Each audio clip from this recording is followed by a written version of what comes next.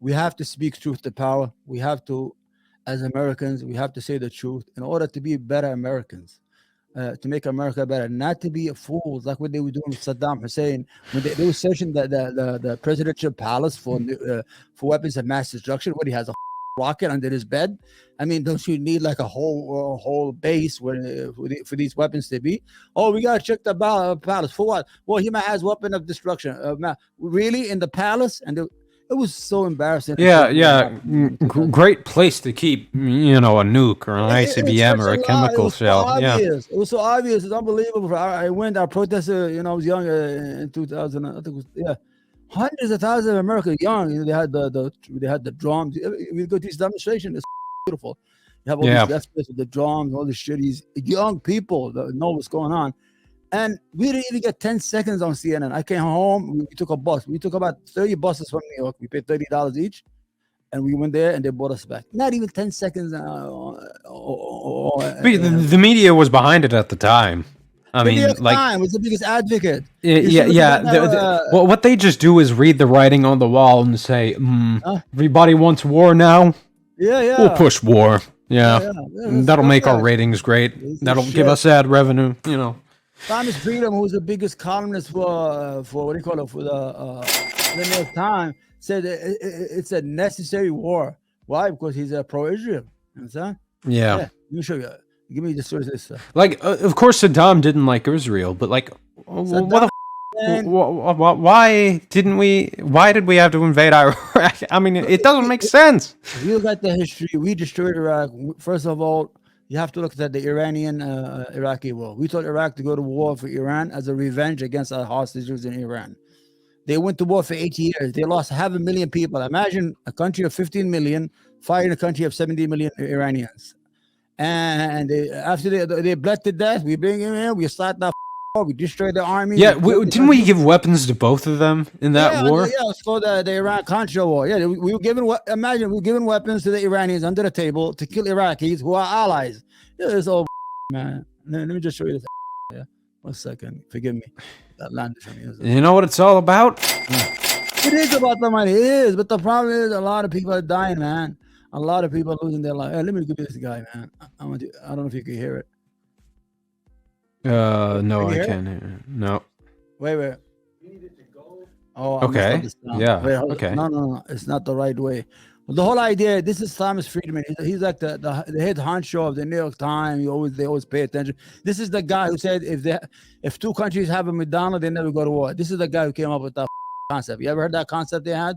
Yeah. You ever heard of that? They said, "Oh, well, Ukraine has a McDonald's and Russia has a McDonald's. They're not doing too well." Let me see. Okay, hold on. You hear it? Nope. Okay, then let me get the hell out of here. Yeah. How about the billions of dollars you sent Israel? We never say anything about. Anyway, to make a long story, this is the pro-war liberals of the 2003 and the neocons. They got together. They have an article called "The White Man's Burden." It's it's about how 23 out of 25 Jews planned the war against Iraq. That's the case closed. Go read it, and it's a Jewish newspaper. You can put it up there. You know, what do you got there? This is just the next segment on let's the bank get to collapse. Yeah. Walk banks, huh? No. Wokeism, woke socialism made banks collapse. Woke socialism made banks. You got to hand it to the Republicans, okay? So this is just going to explain how, corporate deregulation. It's just going to explain the banking situation in general, but I'll explain to you how corporate deregulation led to it, because the Trump administration repealed certain parts of the Terrorist Act or some sort of congressional act that, put corporate restrictions in place. But this is just going to explain it. The collapse is it's short. Second biggest bank collapse in U.S. history. collapsed on March 10 after a run on deposits doomed the tech-focused lenders' plans to raise fresh capital. This prompted US regulators to step in with emergency measures, including seizing another bank 3 days later, in a bid to ease fears that depositors might pull their money from other lenders. WSJ banking Like, can we nationalize this? It's an unstable system. I mean, we're having like recessions once every decade. It's Rachel awful. explains how this crisis unfolded and what could happen next. Yeah, it is short, so just, you know. So there's a problem with these banks. Yep. These banks been getting free money for the last 10 years. Zero interest, right? That means if you went to the Fed and got $1 billion, if you went to the Fed, you go and take out, you take $1 billion, free charge, they should give it to you. You don't even have to invest it. Just throw in a bank account and earn interest and make money off it. So they've been feeding them for 10 years. Free money, they were getting free money, interest free, until the federal government raised the interest. All of a sudden, everybody's going broke. Where's the money for the last 10 years? You know, what have you been doing with the money? If you've been getting free money for the last 10 years, interest free money, where's the money? Where's the profits? What, you understand? We can, I understand that the government had to come in there and calm things down because, you know, since we are in power, we don't want to mess up our democratic president. But I still think, we run too fast to rescue these people. God forbid somebody, some pregnant lady in Akron, Ohio wants welfare. No, she gotta pick out shares by her own. We can't give her money. Why are people in like rural Montana or some wanting to spend so many taxpayer dollars all the cross at the furthest point across the furthest point in the world before you start coming back? Why do they want to spend so many billions upon billions of tax dollars there, just killing people, killing everybody, wasting everybody's time? Where's the money, though? To the defense contractors, to the corporations, okay? And same with this situation specifically. Yeah, it's the responsibility trickles down. It's the taxpayers' burden, but the bankers are getting off scot-free. No repercussions. Didn't only one guy get prosecuted for his complicity in the 2008 crisis? Yeah, something like that. It's we gotta. It was a huge influx, and they did what banks do. They took some of the deposits and made loans, but they also invested a lot of them in securities, which are pretty safe. Some issues had been bubbling under the surface. The Federal Reserve started raising rates. When rates rose, the bonds fell in value. It's not a big problem for you unless you have to go and sell the bonds. But deposits started leaving the bank faster than they anticipated, and they had to sell their bonds and take a very big loss. The bank made an announcement on Wednesday night that it needed to raise capital and was planning to do that the next day. The investors completely freaked out, sold off the stock, and then a bank run started where people tried to withdraw $42 billion in deposits just in that one day. And by Friday morning, it was seized by regulators. The regulators have responded in a way that they're hoping stems the panic. The Fed said, we're going to be offering this lending facility that's a backstop. We're going to be ensuring all of the deposits effectively of this bank that failed. The collapse matters because it could have broader economic effects. There was the risk that this panic would spread to other parts of the banking system. We saw some really significant news with some of the banks that investors were most concerned about last week. Most notable, a New York-based bank was also seized. God, the capitalist system as it exists. Do more talking, because when the viewer watches it, they want us to. Yeah. I mean, look, the capitalist system. Now, to be fair to socialists, although it kind of isn't a contradictory position, the government does have some complicity, a little bit of complicity in causing the crisis, and also it's the government. It's a problem with the government for just giving these banks a free pass when the entirety of the time, when it comes to feeding the poor, housing the houseless, they always make arguments through the bootstraps. Bootstraps got pull this up. When they just want to care about their own bottom line. The issue here that these banks have been taking, like I said, tax-free dollars for the last 10 years. Yeah. They had a law where they had to keep a certain liquidity of money on hand in case they depositor needed it. But in 2018, Trump and some Democrats, because 17 Democrats voted to deregulate. Yeah, the law. Blue Dog Coalition. Yeah, to derail that law. You understand? Yeah. And that's what happened. And these people, they're investing in bonds that's going to be due in 10 years. You can't do that because we live in a minute, the day-to-day things. And I think the bank was being shorted, by Peter Thiel. You know what I spoke to you about Peter Thiel, the scumbag. Yeah, because that night before that happened, he tweeted, and I saw it.